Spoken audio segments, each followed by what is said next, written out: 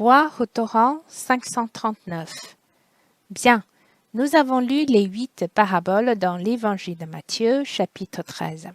Hier, j'ai parlé en particulier du désir du Seigneur qu'on le comprenne et qu'on comprenne le cœur de Dieu. Il se soucie beaucoup de nous. C'est pour cela que pendant qu'il était sur terre, il a utilisé différents moyens, de nombreuses paraboles, afin de nous démontrer l'amour de Dieu. L'Évangile de Luc, chapitre 15, a au total 3 paraboles. On peut dire que ces 3 paraboles parlent des pertes. Dans la première parabole, c'est la brebis égarée. Dans la deuxième, la drachme perdue. Et dans la troisième parabole, on peut dire que le père a perdu un fils. J'ignore si vous vous êtes déjà demandé pourquoi le Seigneur Jésus a utilisé 3 paraboles de perte pour comparer aux pécheurs. Une ne suffisait-elle pas? Pourquoi le Seigneur Jésus en a fait 3? Je crois qu'ici le Seigneur Jésus a dit 3 paraboles de suite, non seulement pour parler de la perte des hommes. Ce n'est vraiment pas le point clé du Seigneur. Je pense que le Seigneur voulait parler de la façon dont Dieu traitait un pécheur. Comment est le cœur de Dieu? S'il s'agissait seulement de l'égarement de l'homme et de la recherche par Dieu, une devait suffire. Cependant, le Seigneur a parlé du traitement de Dieu par rapport à une personne égarée. Toutes les 3 paraboles sont donc nécessaires. Pourquoi? Parce que cette recherche est celle de Dieu Trinité, c'est-à-dire le Père, le Fils et le Saint-Esprit, envers chaque personne perdue. Ils ont un amour profond et personnalisé, une recherche avec amour et une retrouvaille avec amour. Le Seigneur Jésus veut nous ouvrir le cœur de Dieu. Le Père, le Fils et le Saint-Esprit se donnent infiniment afin d'obtenir chacun d'entre nous. Aujourd'hui, nous allons lire la première parabole, la parabole de la brebis égarée. Cette parabole parle en particulier de l'amour du Seigneur Jésus dans sa recherche. D'abord, lisons ensemble l'Évangile de Luc, chapitre 15, du verset 1 au verset 7. Tous les publicains et les gens de mauvaise vie s'approchaient de Jésus pour l'entendre. Et les pharisiens et les scribes murmuraient, disant, « Cet homme accueille des gens de mauvaise vie et mange avec eux. » Mais il leur dit cette parabole. « Quel homme d'entre vous, s'il a 100 brebis et qu'il en perde une, ne laisse les 99 autres dans le désert pour aller après celle qui est perdue, jusqu'à ce qu'il la retrouve? Lorsqu'il l'a retrouvée, il la met avec joie sur ses épaules, et de retour à la maison, il appelle ses amis et ses voisins. Il leur dit, « Réjouissez-vous avec moi, car j'ai retrouvé ma brebis qui était perdue. » De même, je vous le dis, il y aura plus de joie dans le ciel pour un seul pécheur qui se repent, que pour 99 justes qui n'ont pas besoin de repentance. Il s'agit donc de la parabole de la brebis égarée. Elle est aussi écrite dans l'Évangile de Matthieu, chapitre 18, du verset 12 au verset 14. Lisons-la ensemble. Que vous en semble? Si un homme a 100 brebis et que l'une d'elles s'égare, ne laisse-t-il pas les 99 autres sur les montagnes pour aller chercher celle qui s'est égarée?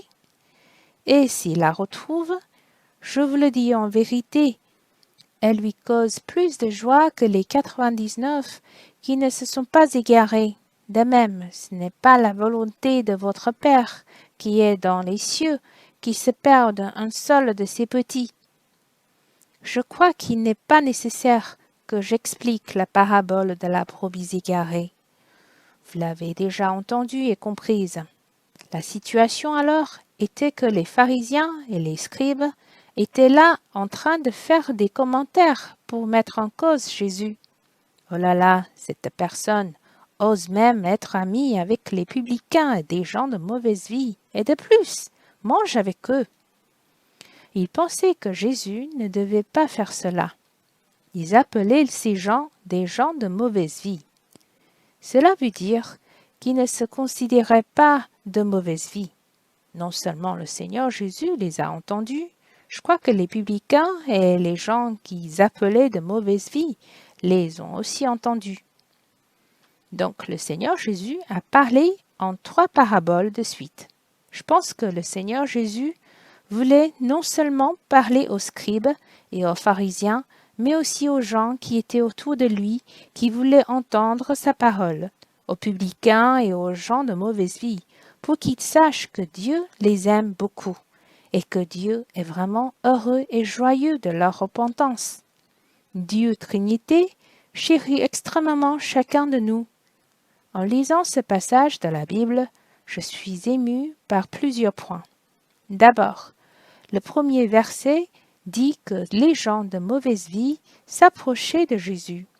Je trouve que c'est tellement précieux que le Seigneur soit un Seigneur facile à s'approcher et à accéder. Chaque personne peut s'approcher de lui, même les pécheurs. En plus, le Seigneur n'a jamais refusé les personnes qui venaient à lui. Et nous, ne devrions-nous pas d'autant plus nous approcher de Jésus et écouter sa parole? Donne-t-on suffisamment du temps au Seigneur pour qu'il nous parle?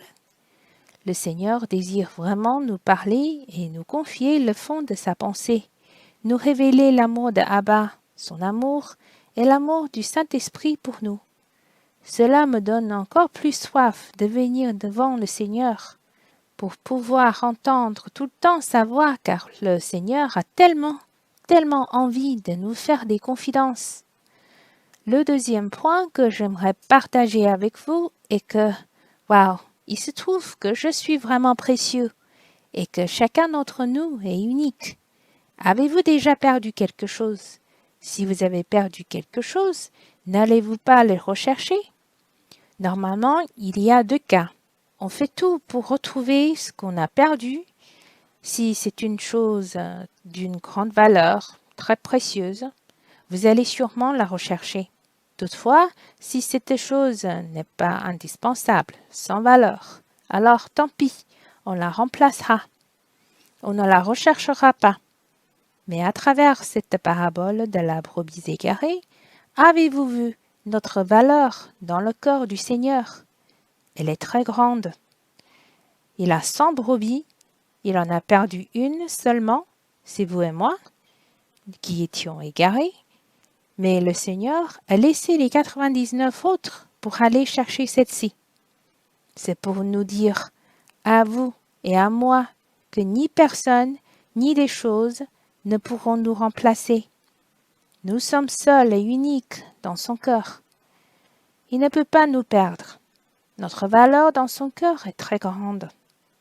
D'autre part, dans le deuxième cas, vous ferez tout pour retrouver un objet perdu, non pas parce qu'il a une grande valeur, mais parce que vous êtes vraiment attaché à cet objet. Il est important pour vous. Vous ne pouvez pas le perdre. Cela peut être une vieille photo ou une carte de la part de quelqu'un qui vous aime, sûrement remplie de sentiments d'amour, de souvenirs d'amour. Si vous la perdez, vous allez sûrement la rechercher. Lorsque je pense que nous sommes un cadeau d'amour de Dieu au Seigneur, que le Seigneur est passé par moi et par vous pour nous chercher et nous obtenir, il lui fallait mourir pour nous en plus. Il nous a aimés depuis l'éternité. Il a vraiment des sentiments profonds pour nous.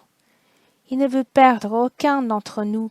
J'imagine que si j'étais l'une des personnes présentes et avait entendu ces paroles du Seigneur Jésus, je serais sûrement très émue par la découverte que le Seigneur Jésus n'a jamais eu de mépris envers eux, mais les chérit beaucoup. Frères et sœurs, cette parabole émeut toujours beaucoup de gens jusqu'à aujourd'hui.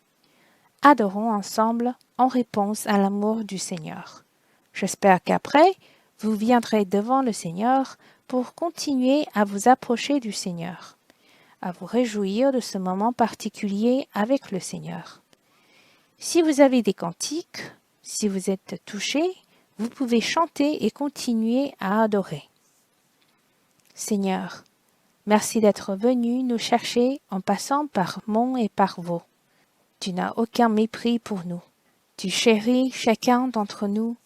Nous sommes vraiment irremplaçables dans ton corps. Merci d'être le bon berger. Le bon berger donne sa vie pour ses brebis. Seigneur, après nous avoir retrouvés et sauvés, tu nous mets avec joie sur tes épaules, nous prenant en charge toute notre vie. En plus, tu m'as ramené à la maison de Dieu, au plus profond du cœur de Dieu Trinité. Seigneur, je te remercie infiniment.